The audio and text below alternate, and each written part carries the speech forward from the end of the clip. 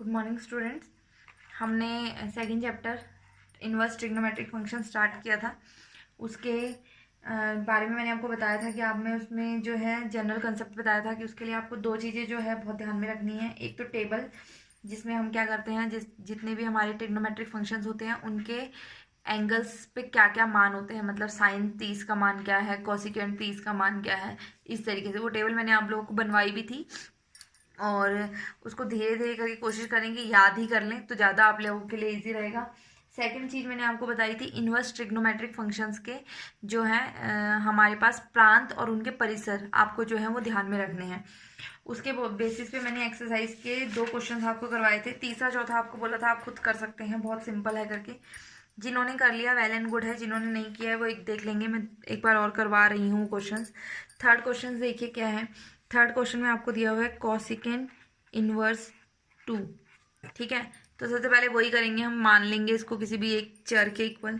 तो मैंने माना y बराबर cosecant inverse 2, x y z कुछ भी मान सकते हैं। कॉसिकेंट इनवर्स से उधर जाके कॉसिकेंट हो जाएगा, ये बनेगा cosecant y is equal to 2। अब देखो कॉसिकेंट में 2 का मान कब होता है, अब वो आपको अगर नहीं याद है तो आप टेबल का यूज कर सकते हैं। वैसे सिंपल सी बात है, साइन 30 का मान 1/2 होता है, तो कॉसिकेंट का मान कितना होगा, 30 पे ही 2 होगा। तो वही चीज है, कॉसिकेंट का मान 30 डिग्री पे कितना होता है, 2। 30 मतलब π/6, 30 डिग्री का मतलब कितना हुआ, π/6। तो इसको हम क्या लिख सकते हैं, कॉसिकेंट π/6। ठीक है, कॉसिकेंट π/6 लिख सकते हैं। उसके अलावा जो आपकी कॉसिकेंट इनवर्स की जो परिसर है वो आपका -90 से 90 तक जाता है, तो ये वैल्यू उसके बीच में आती है। तो आप सिंपल लिख देंगे कि कॉसिकेंट इनवर्स 2 का मुख्य शाखा मान कितना है, π/6 है।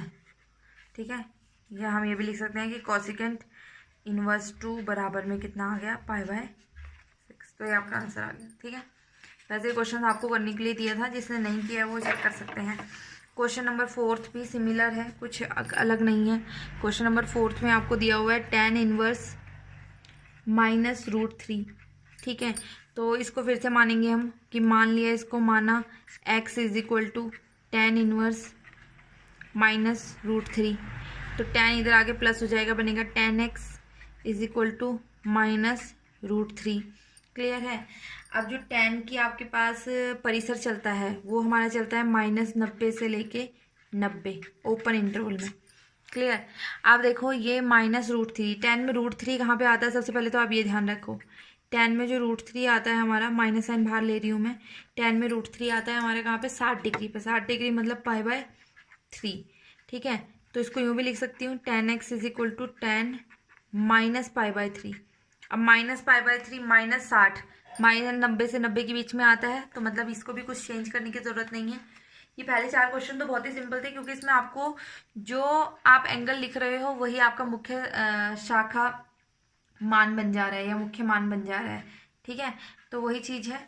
तो हम इसको लिख सकते हैं, दिस इम्प्लाइज tan इनवर्स -√3 का मुख्य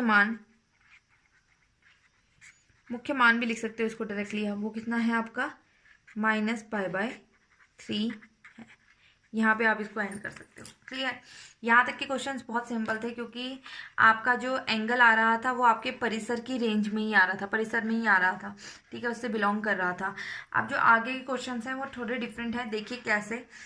अब देखिए जैसे हमारे पास है फिफ्थ क्वेश्चन में आपको दिया हुआ है cos इनवर्स -1/2। ठीक है, सिंपल वैसे स्टार्ट करेंगे, हम मान लेंगे इसको किसी के इक्वल। मैंने माना x is equal to cos inverse -1/2। ठीक, तो ये मेरे पास कितना बना, ये मेरे पास बना cos x is equal to -1/2। ठीक है, अब -1/2 कॉस में कब होता है, 60 डिग्री पे। 60 मतलब π/3। अब ये चीजें आपको ध्यान रखनी पड़ेगी। 30 मतलब π/6, 45 मतलब π/4, 60 मतलब π/3। तो ये 60 डिग्री कितने पे होता है, π/3 पे, मतलब ये बन गया -cos π/3। अब कॉज इनवर्स के परिसर पे आओ। कॉज इनवर्स का जो परिसर था वो हमें कहता था कि मान हमारा 0 से पाई के बीच में आना चाहिए, मतलब जो कोण है वो हमारा नेगेटिव नहीं आना चाहिए। पर यहाँ पे तो हमारा जो एंगल है वो कैसा आ रहा है, नेगेटिव आ रहा है। ठीक है, तो नेगेटिव एंगल हम नहीं ले सकते, तो इसको हमें 0 से पाई की रेंज में करने के लिए हम क्या करेंगे, इस एंगल को पाई में से माइनस कर देंगे, मतलब pi minus pi by 3। LCM लोगे जब आपका, तो ये 3 पाई माइनस पाई, तो ये कॉज एक्स का मान कितना बन गया आपका, कॉज 2 पाई बाय 3। ठीक, अभी 2 पाई बाय 3 जो है वो आपका 0 से पाई की रेंज में आ रहा है, तो आप सिंपली लिख देंगे कि अतः कॉज इनवर्स माइनस 1/2 का मुख्य मान कितना हो गया, बराबर 2 पाई बाय 3। क्लियर है? मतलब ये था कि आपका ये जैसे कॉस का मान नेगेटिव नहीं हो सकता, तो हम उसको वापस 0 से पाई की रेंज में लाने के लिए क्या कर देंगे, पाई में से कोण को क्या कर देंगे, सब्ट्रैक्ट कर देंगे। कॉस में नेगेटिव वाले क्वेश्चन इस तरीके से होंगे। देखिए जरा आगे हमारे पास क्या है, टेन वाला है, सिंपल है, टेन इनवर्स नेगेटिव आप कर चुके हैं, इसी तरीके से हो जाएगा वो, कोई चेंज नहीं होगा। जो आपका 6th क्वेश्चन है टेन इनवर्स 1 वाला, 1 कब होता है, पाई बाय 4 पे, माइनस पाई बाय 4 आ जाएगा मुख्य शाखा मान, इसी तरीके से होगा, इस तरीके से कोई चेंजिंग नहीं है उसमें। सेकेंड वाला है वो भी सिंपल है आपका, सेकेंड में 2/√3 आपका मान कहाँ पे होता है, पाई बाय 6 पे होता है। कॉट वाला है, उसके बाद नेक्स्ट 8th क्वेश्चन, वो भी सिंपल है आपका। फिर दोबारा आपका कॉज वाला आ रहा है, कॉज वाला जब भी आएगा उसको आप क्या, कॉज में अगर नेगेटिव आ रहा है बेटा, तो आप उसका कोण निकाल के उसको पाई में से माइनस कर दोगे। ठीक है, देख लेते हैं एक बार और दोबारा से क्वेश्चन नंबर 9 देखिए, बाकी सिंपल ही है इसलिए नहीं करवा रही हूँ। 9th क्वेश्चन है आपका, y के इक्वल माना मैंने इसको, डायरेक्ट अब हर चीज़ नहीं लिख रही हूँ, आप खुद करेंगे, -1/√2। ये क्या बन जाएगा, cos y is equal to -1/√2। अब 1/√2 कब होता है कॉज में, 45 डिग्री पे। ठीक है, ये बन गया minus cos pi by 4, 45 pi by 4 पे होता है। फिर वही कॉज इनवर्स का जो परिसर है वो 0 से पाई के बीच में चल रहा है, तो नेगेटिव वैल्यूज़ को हम टॉलरेट नहीं कर सकते, कोण को क्या करेंगे, पाई में से माइनस कर देंगे। तो कॉज वाई का मान कितना आया, cause pi minus pi by 4। ठीक है, तो ये हमारे पास कितना बनेगा, 3 पाई बाय 4। तो कॉज वाई का मान कितना आया, कॉज 3 पाई बाय 4। तो हो गया आपका, इस इम्प्लाइज हमें कह सकते हैं कॉज इनवर्स -1/√2 का जो मुख्य मान है वो कितना आ गया आपके पास, 3 पाई बाय 4। क्लियर? अगला आपका कॉसिकेंट वाला है, वो भी सेम जैसे साइन वाला किया था उस तरीके से हो जाएगा। तो आप इस तरीके से एक्सरसाइज के क्वेश्चन नंबर 10 तक कंप्लीट करेंगे। आगे के जो क्वेश्चंस हैं वो मैं बाद में डिस्कस करेंगे फिर हम।